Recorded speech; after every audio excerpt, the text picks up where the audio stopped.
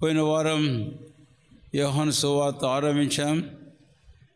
1వ అధ్యాయం 1-2 వచనాలలో మన ప్రభువైన యేసుక్రీస్తు వారికి ఉన్న అనేక పేర్లలో ఒక పేరు దేవుని వాక్యము అనేది మనం చూచాం. ఈ దేవుని వాక్యం అనే పేరు భక్తుడు యోహాను తప్ప మరి ఇంకా ఏ సువార్తికుడు కూడా ఆయనకు ఆ పేరుతో సంబోధించి మాట్లాడినట్లుగా మనం చూడం. కాబట్టి 4 సువార్తలు ప్రాముఖ్యమే. యోహాను సువార్త అది ఇంకెంతో ప్రాముఖ్యమైనది అని. యోహాను సువార్త రెండవదిగా ఈ ఉదయకాలం మన ప్రభువైన యేసుక్రీస్తు వారిని మనకు వెలుగు అని జ్ఞాపకము చేస్తూ ఉంది. ఒకవేళ ఈ మాట మనం ఇలాగ చెప్పుకుంటే సువార్తికుడు యోహాను ప్రభువైన యేసుక్రీస్తు వారికి వెలుగు అని పేరు పెట్టాడు అని. ఇక్కడ 1వ యోహానికి వెళ్ళినా కూడా దేవుడు ఏమై ఉన్నాడు, వెలుగై ఉన్నాడు అని ఆయన చెప్పడం మనం చూస్తాం. యోహాను రాసిన మొదటి పత్రిక 1వ అధ్యాయం 5వ వచనం, మేము ఆయన వలన విని మీకు ప్రకటించు వర్తమానం ఏమనగా దేవుడు వెలుగై ఉన్నాడు అని. కాబట్టి మన ప్రభువైన యేసుక్రీస్తు వారు వెలుగు. అక్కడ వాక్యము దేవుడై ఉన్నాడు, కాబట్టి ఇక్కడ వెలుగు దేవుడై ఉన్నాడు అనేది మనం చూస్తాం. కాబట్టి మన దేవుడు వెలుగై ఉన్నాడు. అయితే ఇప్పుడు మన ప్రభువైన యేసుక్రీస్తు వారు యోహాను సువార్త 1:14 ప్రకారం ఆయన శరీరధారిగా లోకంలో మానవాళి మధ్య ఆయన జన్మించాడు అనేది మనము పోయిన వారం చూసాం, ఇక్కడ 14లో చూస్తాం. అయితే ఇక్కడ మొదటి యోహాను సువార్త 1వ అధ్యాయంలో 5 వచనాలు కన్నా మనం వెళితే 5వ వచనం, ఆ వెలుగు చీకటిలో ప్రకాశించుచున్నది కానీ చీకటి దానిని గ్రహింపవు. కాబట్టి ప్రభువైన యేసుక్రీస్తు వారు వెలుగు. ఆ వెలుగు ఇప్పుడు ఎక్కడ ప్రకాశించుచూ ఉన్నదంటండి, చీకటిలో ప్రకాశించుచున్నది అని. చీకటి ఏమిటి అనే విషయానికి మనం వస్తే యెషయా గ్రంథం 60వ అధ్యాయము 1-2 వచనాలలో ఈ మాటను మనం చూస్తాం. 60వ అధ్యాయము 1-2 2వ వచనం చదువుతున్నాను. చూడుము, భూమిని చీకటి కమ్ముచున్నది, కటిక చీకటి జనములను కమ్ముచున్నది. యెహోవా నీ మీద ఉదయించుచున్నాడు, ఆయన మహిమ నీ మీద కనపడుచున్నది.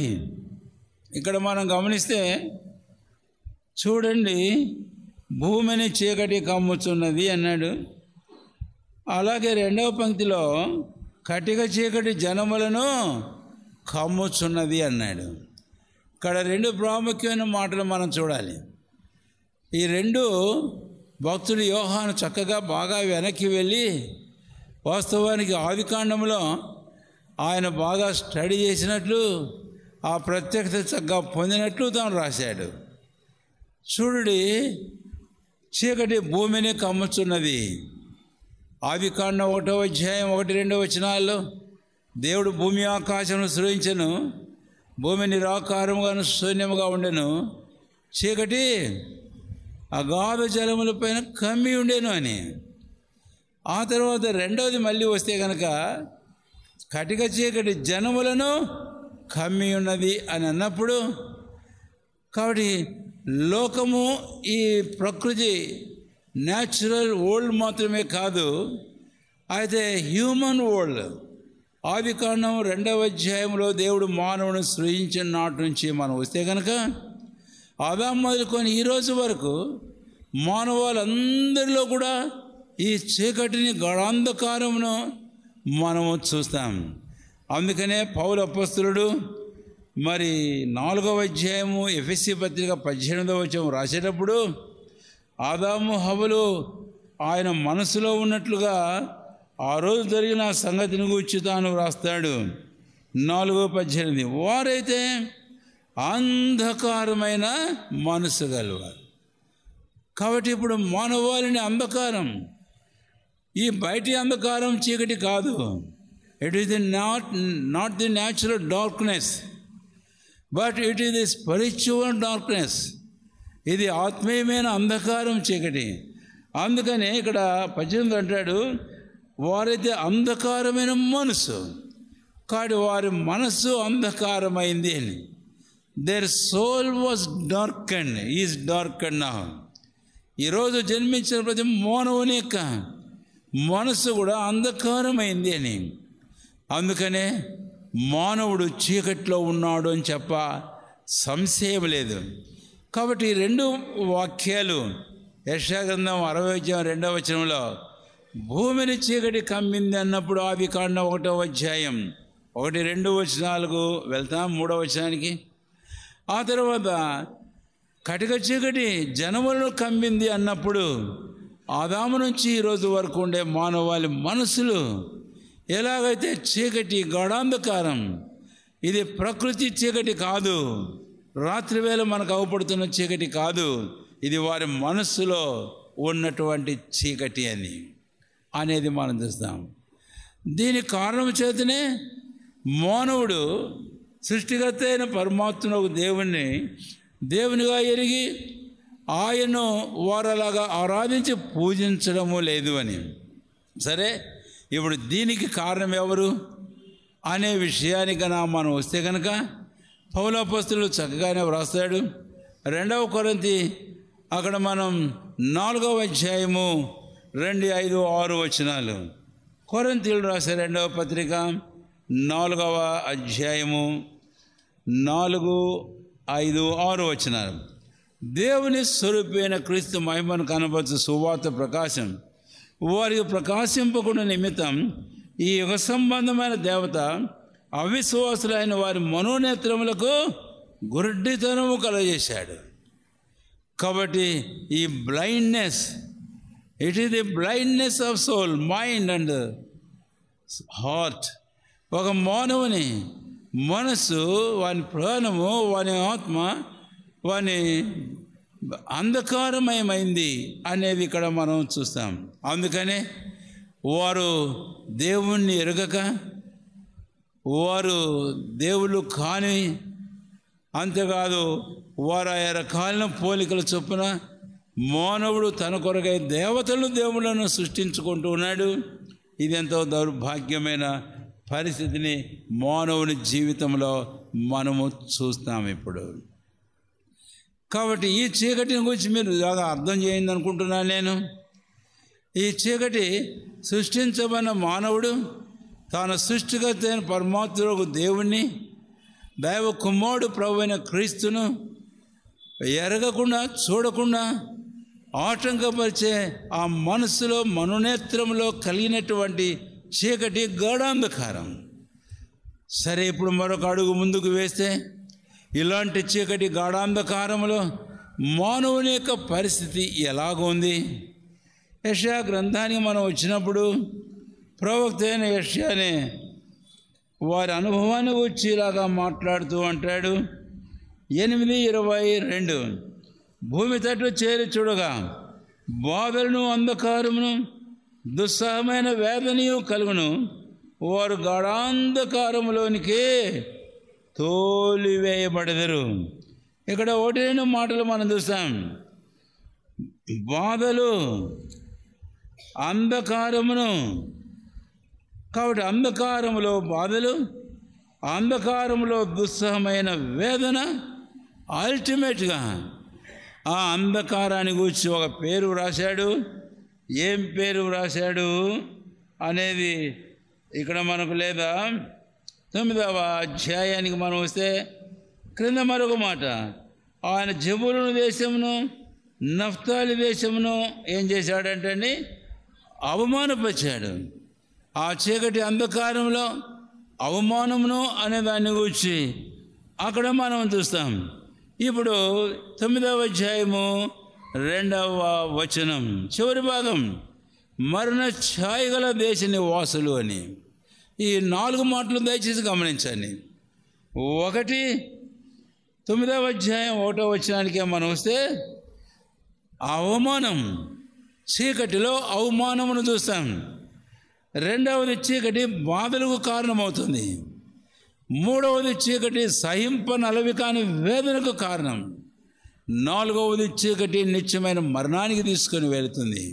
ఆ అబ్బాయిని ఎవరు తిరగకుండా చూడండి దయచేసి. పరిగెత్తున్నాడు ఆ బాబుని ఎవరో దయచేసి చూడండి.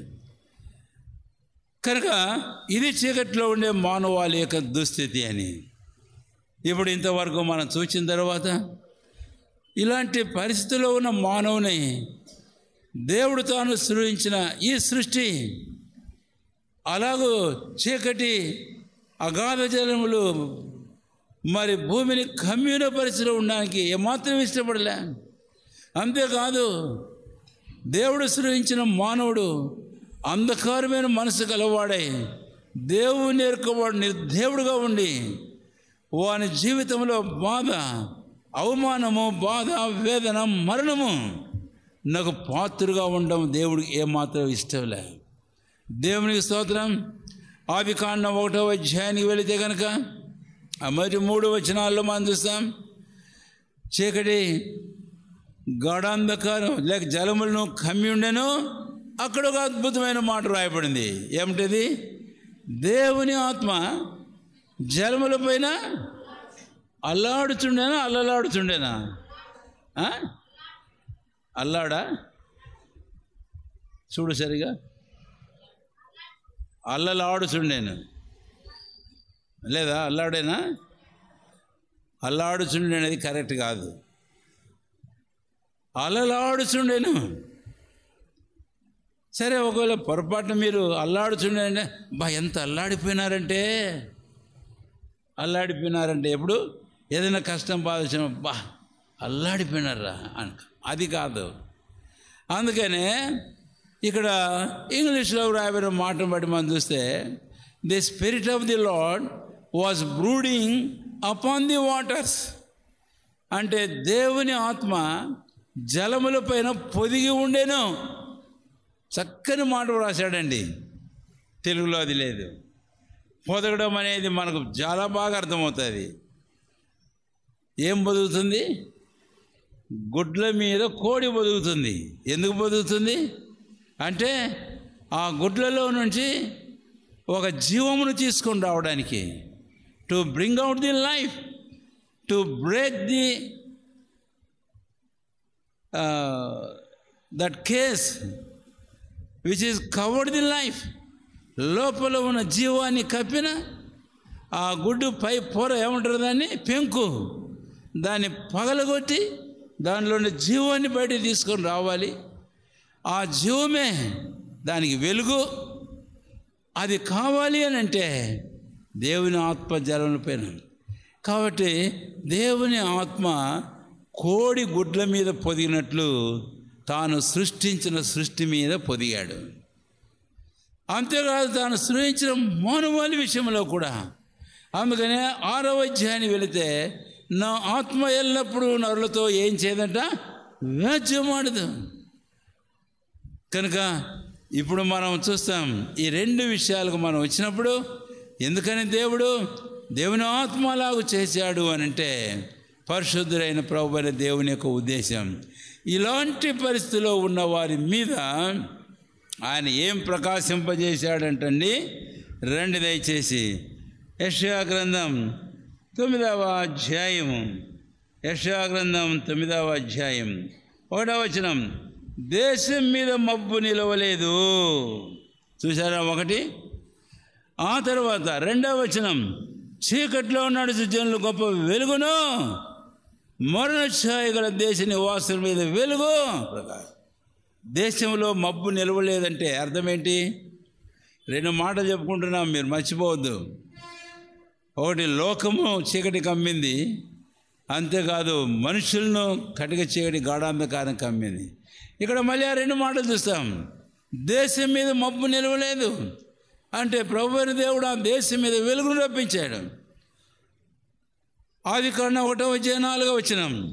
అంధకారంలో వెలుగు కలుగును కాకని దేవుడు ఏం చేశాడట? పలికి. అప్పుడు వెలుగు కమ్మని పలుకగా ఏమైంది? కాబట్టి ఇక దేవుని సృష్టి అయినటువంటి ఈ సృష్టిలో ఈ అద్భుతమైన మహత్తరమైన బహు సౌందర్యమైన వింతైన మానవుని జీవం కొరకైన దేవుని ప్రణాళికల కొరకు ఉద్దేశించబడిన దేవుని మహిమను ప్రతిబింబింపజేసే ఈ సృష్టి యావత్తును ఒక్క మాటతో దేవుడు వెలుగులోని తీసుకుని వచ్చాడంతే. ఆ వెలుగు ఏమైనా లేకపోతే ఈ సృష్టి సౌందర్యాన్ని, ఈ సృష్టి మహాత్యమును, దీన్ని చేసిన వాని యొక్క ఆశ్చర్యకమైన మహాత్యమును మానవుడు ఎంత మాత్రమును చూడలేడు. కాబట్టి దేవుని యొక్క ఉద్దేశం అది. మానవుడు దాన్ని చూడడానికనే ఆ రోజులో మొట్టమొదటిసారి దేవుడు ఆదికాండం 1:4 వెలుగు కలుగుగా కానీ పలుగా వెలుగు కలిగింది. అంత ప్రత్యక్షత వెలుగులోనికి వచ్చింది. వెలుగు సమస్తమును ఏమేమి చేయను? ప్రత్యక్షపరచులని. దేవునికి స్తోత్రం. సరే, దాని గురించి ఇప్పుడు మనం అధికంగా చెప్పుకోవడం లేదు, కానీ మనం చెప్పుకోవాల్సిన మరొక మాట, ఇప్పుడేమో దేశం మీద మబ్బును గురించి మనం చెప్పుకున్నాం. అయితే 2వ వచనం యెషయా గ్రంథం 9:2 చీకటి ఎవరి మీద ఉందంట? మరణ ఛాయ గల దేశ నివాసుల మీద వెలుగు. చీకటిలో నడుచు జనులు వెలుగు. కాబట్టి మనుషుల మీదను వెలుగును దేవుడు తీసుకొని వచ్చాడు. దీని గురించి 2వ కొరింథీ 4వ అధ్యాయము 4, 5, 6 వచనాలలో ఆ మాటే పౌలు వాడుతూ ఇక్కడ అంటాడు, అంధకారంలో వెలుగు కలుగునుగా కని పలికిన దేవుడే తన మహిమను గూర్చిన జ్ఞానం వెల్లడిపరిచినట్లు ఆయన మా హృదయంలో ప్రకాశించాడు. ఇది మానవాళి హృదయాల్లో ప్రకాశించాడు. పాడేవ ఒక పాట, నా మనోనేత్రములను. నేను మిమ్మల్ని అడుగుదామని ఒక ప్రశ్న అనుకున్నాను, కానీ మరి దాటిపోయినా. మనం పాట 3 పాటల్లో ఈ పదం పదే వచ్చింది. ఏ పదం? వెలుగు, వెలుగు, వెలుగు. అందుకే ఆరాధన పాటలు పాడేటప్పుడు జాగ్రత్తగా పాడమంటాను. ఆ పాటలో దాంట్లోనే ఆ వర్తమానం కూడా ఉంటుంది. కాబట్టి మనము ఇప్పుడు చూస్తే దేశం మీద మబ్బు పోయింది, వెలుగు ఉదయించింది. అలాగా మానవాళి జీవితంలో వారి హృదయంలో కూడా ఆ గాఢాంధకారం చీకటి ఏదైతే మనుషులు కమ్మిందో అంధకారం మనసు ఇప్పుడు వెలిగించబడుతూ ఉంది. దేవునికి స్తోత్రం. అదే మన ప్రభు అయినటువంటి యేసుక్రీస్తు వారు. ఇది ఎలాగా జరిగింది? యెషయా గ్రంథం 8వ అధ్యాయం చివరిలో 9వ అధ్యాయంలో, మత్తయి సువార్త 4వ అధ్యాయంలో మనం చూస్తాం. అక్కడ ప్రవక్త అయిన యెషయా గ్రంథంలో వ్రాయబడిన ప్రకారం రండి. మత్తయి సువార్త 4వ అధ్యాయం మత్తయి సువార్త 12-16 ఆ మధ్యలో నేను చదువుతున్నాను. జబూలూను దేశమును నఫ్తాలి దేశమును యోర్దానుకు ఆవలున్న సముద్ర తీరమున అన్యజనులు నివసించు గలిలయు చీకటిలో కూర్చుండిన ప్రజలను గొప్ప వెలుగు చూచిరి. మన ప్రదేశంలోనూ మన ఛాయలోనూ కూర్చుండిన వారికి వెలుగు ఉదయించును అని ప్రవక్త అయిన యెషయా ద్వారా పలకబడినది నెరవేరినట్లు ఈలాగున. దేవుని స్తోత్రం. యేసయ్య ఆయన నజరేతుని విడిచి జబూలూను నఫ్తాలిని దేశంలో ప్రాంతాలకు వచ్చాడు. ఎందుకు రావాల్సి వచ్చింది? యెషయా ప్రవక్త అన్నాడు, అది నెరవేరాలి. సరే, ఇప్పుడు మన అంశం ఇక్కడ ఏంటి అని అంటే, మన ప్రభువైన యేసుక్రీస్తు వారు ఏమైనాడంటే చెప్పండి, ఆయన వెలుగు. ఆయన మాటతో అంధకారంలో వెలుగు కలుగునుగాకని ఈ భూ ప్రపంచంలో ఆయన వెలుగును కలుగజేసి దీనంతటికి ఒక రూపాన్ని ఇచ్చాడు, సౌందర్యాన్ని ఇచ్చాడు. అందు దేవుని మహత్తైనటువంటి జ్ఞానాన్ని కనపరిచాడు. ఆయన మహిమను బయలుపరిచాడు ఆయన సృష్టి ద్వారా. రెండవది, మానవుని హృదయంలో మానవుని మనోనేత్రములు తెరిచి వారి హృదయాల్లో ప్రకాశించి ప్రభువైన యేసుక్రీస్తు వారు మాట ద్వారా కాదు ఇది, అది ప్రభువైన యేసుక్రీస్తు వారి లోకంలో జన్మించి ఆయన మానవుడుగా జీవించి మనుషులుగా శిలువలో బలిగా అర్పించబడి ఆయన మరణించి సమాధి చేయబడి సజీవుడై తిరిగి లేచి ఆ అద్భుతమైన వెలుగును ఆయన తీసుకొని వచ్చాడు. యేసు ప్రభుని పునరుత్థాన సందర్భంలో వెలుగును గురించి మనం చూస్తాం. నేను అంత దూరంకి వెళ్ళలేను, కానీ ఆ అతి ప్రకాశమానమైన వెలుగును వారు చూసి వారు అలాగ ఆశ్చర్యపడిపోయినారు. కాబట్టి ఈరోజు ప్రభువైన క్రీస్తు ఆ వెలుగయ్యండి. ఆయన మానవాళి అందరి హృదయాలను ఆయన వెలిగించాడు. నిజమైన వెలుగుండేను. ఆ వెలుగు ఏం చేస్తుంది? మనుషులను వెలిగించుచూ ఉంది. ఈరోజు ఆయన మన హృదయంలో ఆయన ప్రకాశించాడు. ఎంతమంది ప్రభువైన యేసుక్రీస్తు అందు విశ్వాసం ఉంచారో అంతమంది హృదయంలో ఆయన ప్రకాశించాడు. ఎంతమంది తమ హృదయాలు తెరిచారో అంతమందిలో ఆయన వెలుగు ప్రకాశించింది. దేవుని మహిమను వచ్చే జ్ఞానం వారి హృదయాల్లో వెల్లడైంది. నేను ఒక చిన్న ఉదాహరణ చెబుతా. బయట సూర్యుడు ప్రకాశిస్తూ ఉన్నాడు. అయితే మన ఇంట్లో లోపల మనం ఉన్నప్పుడు తలుపులు కిటికీలు అన్నీ పూర్తిగా క్లోజ్ చేసుకుంటే వెలుగు లోపలికి వస్తుందా? వెలుగు మనం చూడగలుగుతామా? చూడలేము. అయితే ఒక దినం వచ్చింది, ఇక్కడ కూర్చున్న అనేకుల జీవితాలలో ఇలాంటి గాఢాంధకారమైన ఒక చీకటి గదిగా ఉన్న హృదయాలను ఆ ప్రభువైన క్రీస్తు జీవన జ్యోతి ఆయన కిరణములు హృదయంలో ప్రకాశించేందుకొరకాయి, వారి మనసులో ప్రకాశించేందుకొరకాయి వారి మనసులను తెరిచారు. వారి హృదయం అనే కిటికీలను ఓపెన్ చేశారు. క్రీస్తు లోపల ప్రకాశించాడు. ఎప్పుడైతే ఆ క్రీస్తు లోపల ప్రకాశిస్తున్నాడో అప్పుడు ఏమవుతుంది తెలుసా? ఎఫెసీ 5:8. ఎఫెసీ 5:8 రెండు దయచేసి త్వరగా తీసిన వారు. ఎఫెసీ 5:8 మీరు పూర్వమందు చీకటి అయి ఉంటుంది, ఇప్పుడైతే ప్రభునందు ఏమైనారట మీరు వెలుగు. ఇందాక చీకటిని వచ్చి నేను 4-5 మాటలు మాట్లాడారు కదండి. ఇప్పుడు ఆ వెలుగును వచ్చి అపోజిట్గా మనం మాట్లాడవలసిన వారుగా ఉన్నాం. చీకటి అవమానాన్ని తీసుకొచ్చింది, వెలుగు గొప్ప ఘనతను కీర్తిని తీసుకొని వచ్చింది. చీకటి బాధలను కలగజేసింది, అయితే వెలుగు బాధలను నివారణ చేసింది. చీకటి అంధకారం సహింపనలవి కాని వేదనను మానవుని హృదయంలో జీవితంలో తెచ్చింది. అయితే ఈరోజు అటు వాటన్నిటిని సమసిపోను చేసింది ఈ వెలుగు ప్రభువైన క్రీస్తు హృదయంలో ప్రకాశించగానే.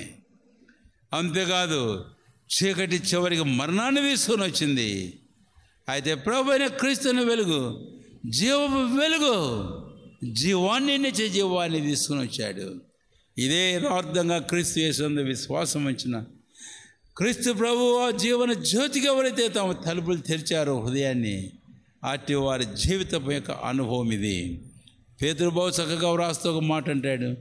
1 పేతురు 2:9 చీకటిలో నుంచి ఆశ్చర్యకరమైన తన వెలుగులోని మనల్ని పిలిచాడు అని. దేవుని స్తోత్రం. కాబట్టి ఈరోజు మన ప్రభువైన క్రీస్తు ఆయన లోకానికి వెలుగు, మానవాళికి ఆయన వెలుగు, మనందరి హృదయంలో ఆయన ప్రకాశించాడు. కాబట్టి నేను నిశ్చయంగా యేసుక్రీస్తు ప్రభువారు నిజమైన వెలుగు, ఈ ప్రకృతి సంబంధమైన వెలుగును మాటతో కలగజేశాడు. కానీ అయితే నా మనస్సును వెలిగించడానికి ఏమైంది? నా మనసు అంతవరకు డార్కన్. మానవుని నిర్మాణం 3 స్టేజెస్, 3 అంతస్తులు. 3 అంతస్తులు ఎందుకంటే 3 అంతలు. 1 ప్రాణ, ఆత్మ, దేహం. దేహం చివరిలో పెట్టడం మంచిది కాదేమో, సరేనండి. దేహాన్ని మధ్యలో పెడదాం. ప్రాణము అని అన్నప్పుడు ఆదాము హవ్వలు అతిక్రమించి ఎప్పుడైతే పాపం చేశారో అప్పుడు వారి మనస్సు అంధకారమైంది అని. వాస్తవానికి సామెతల గ్రంథం 20:27 నరుని ఆత్మ యెహోవా పెట్టిన, but now it has been quenched, put off. ఆ దీపం ఇప్పుడు ఆరిపోయింది. కాబట్టి మానవుని మనసు, హృదయము గాఢాంధకారమయమైంది అని. శరీరం అపవిత్రమైంది అని, ఆత్మ మరణించింది. Soul is darkened, body is defiled, spirit is dead. 3 ఇలాగ అయిపోయినాయి. ఇది ఒకప్పుడు పాపంలో జన్మించి జీవించిన కాలంలో మన పరిస్థితి. అయితే దేవుని స్తోత్రం, ఇప్పుడు ప్రభువైన యేసుక్రీస్తు వారి లోకంలో వెలుగు, చీకట్లో ఆయన ప్రకాశించాడు.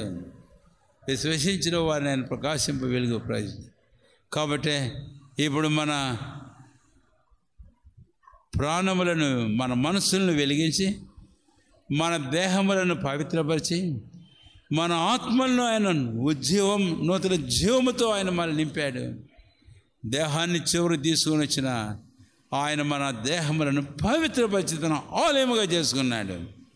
అందుకే ఉదయకాలం ముందు ప్రభువును స్తుతించి ప్రభువును ఘనపరుస్తాను.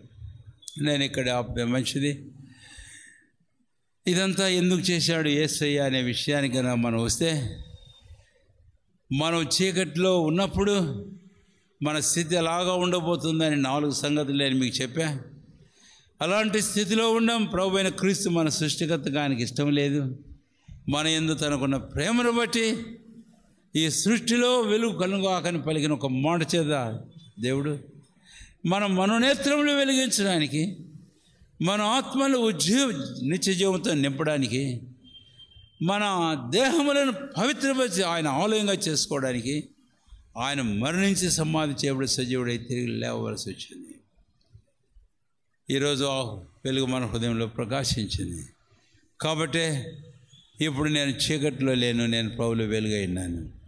అందుకని ఇప్పుడు మన బాధ్యతను గురించి ఒక మాట జ్ఞాపం చేసి, నేను ఇప్పుడు మనం ఏం చేయాలి మరి? చీకట్లోంచి ఆశ్చర్యకరమైన వెలుగులోనికి మిమ్మల్ని పిలిచిన వాని గుణోత్సవాలు ప్రచురించండి. కాబట్టి ఆయన గుణగణాల లక్షణాలు వచ్చి అదే ఆరాధన అంటే, ప్రభువా నీవు జీవపు వెలుగువైనా ఇలాగ నీవు ప్రకాశించావు. మాటతో ఆ రోజు అంధకారంలో వెలుగు కళ్ళుగా కనిపలగా వెలుగైంది. నీ దయగల చిత్తమైంది. చీకటిలో జన్మించి జీవించుతున్న నా బ్రతుకు అవమానంతో, బాధతో, దుస్సహమైన వేదనతో, చివరి గాఢాంధకారం నిచ్చిన మరణానికి పాత్రమైన నన్ను బ్రతికించావు. నాలో నీవు ప్రకాశించావు, నన్ను వెలిగించావు. నీవు నాకు వెలుగై ఉన్నావు. నేను నిన్ను ఆరాధించి కనపరుస్తున్నాను. అట్లా ప్రభు గుణాశయలను ప్రచురిస్తూ ఆయన మన కొరకు చేసిన వాటిని గురించి చెబుతూ క్లుప్తంగా మన హృదయపూర్వకమైన ఆరాధన, స్తుతి, కృతజ్ఞత ప్రభుకు మనం సమర్పించుకుందాం. మనకు వెలుగై ఉన్న మన ప్రభు అయిన యేసు దేవుడు వెలుగై ఉన్నాడు. కాబట్టి యోహాను సువార్తలో 2వదిగా మన ప్రభు అయిన యేసుక్రీస్తు వారు వెలుగు. 3వదిగా దేవుని వాక్యం పోయిన వారం చెప్పుకున్నాం. ఇప్పుడు 2వదిగా ఆయన వెలుగు అనేది మనం చెప్పుకున్నాం. ఇప్పుడు ఆరాధనలో మనం ప్రవేశిద్దాం.